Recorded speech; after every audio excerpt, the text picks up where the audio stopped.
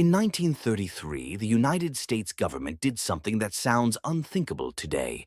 It declared it illegal for ordinary Americans to own gold, not to trade it, not to speculate with it, simply to possess it. Gold coins, bullion, and even gold-backed certificates instantly became illegal.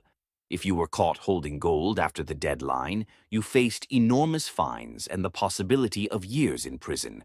Overnight, millions of people were forced to give up what they believed was real money. Imagine being told that the wealth you trusted, the savings you protected, and the assets passed down through generations were suddenly illegal to own. This wasn't a scam or a hidden crime.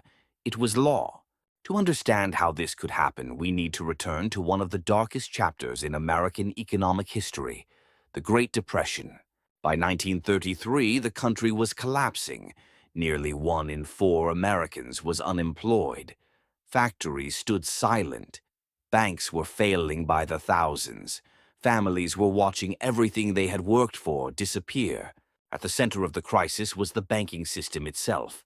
The US dollar was tied directly to gold. People had the right to exchange paper dollars for physical gold, and as fear spread, they rushed to do exactly that. Gold reserves were being drained faster than banks could replace them. Vaults were emptying, and the entire financial system was approaching collapse. This is when Franklin Delano Roosevelt became president. He inherited an economy in free fall and a nation gripped by panic. Roosevelt believed the crisis required extraordinary action, and less than a month after taking office, he acted. On April 5, 1933, Roosevelt signed Executive Order 6102, making private ownership of most gold illegal and forcing citizens to surrender it to the government. The government said it was necessary for stability, but in reality it became one of the largest forced transfers of wealth in modern history. Some resisted, some hid gold, others buried it or melted it down, but most people complied.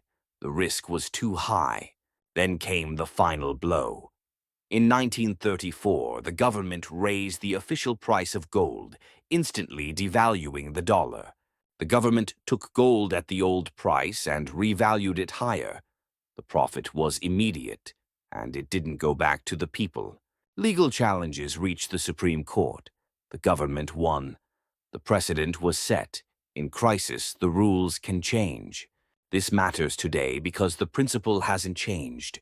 When systems are threatened, governments act to protect them.